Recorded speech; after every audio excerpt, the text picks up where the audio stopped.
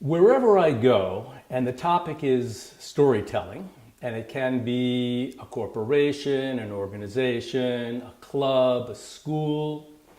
When people are talking about storytelling, I typically hear a fair number of people telling me that they don't have many stories to tell, that not all that much has happened to them in their life. They don't see themselves as a communicator or a vessel of storytelling.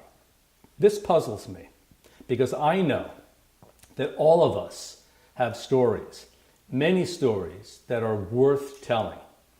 The example I give them, and the example I'm going to give you right now, is the fruit of an experiment done by NASA in 1996.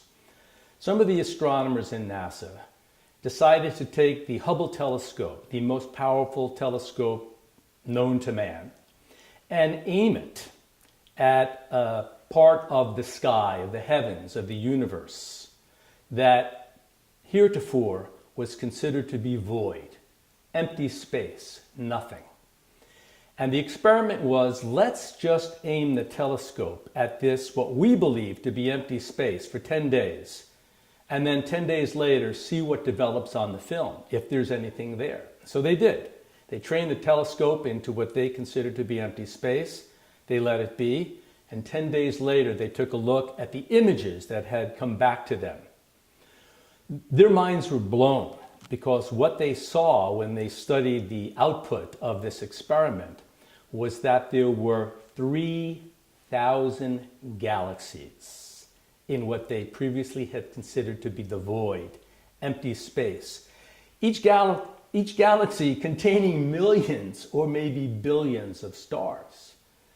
So in the same way, many of us think there's nothing in our psyche, there's nothing in our past, there's nothing in our consciousness that is meaningful. It's empty. We've lived a ho-hum, boring, trivial life on some level. But it's not true.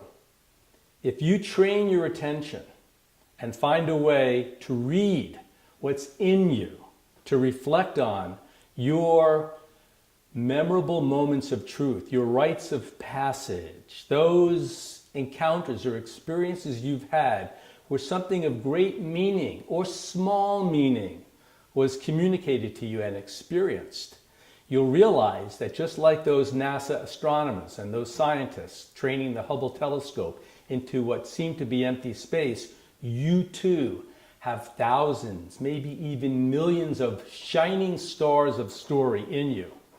My work and my book, Storytelling for the Revolution, is designed to help you remember, source, and express those stories to others for the purpose of elevating the conversation on planet Earth and changing the narrative from all of the dark, all of the toxicity, to something timeless, ancient, holy, and valuable, meaningful. You have those stories in you, and I'm encouraging you to remember them and to tell them.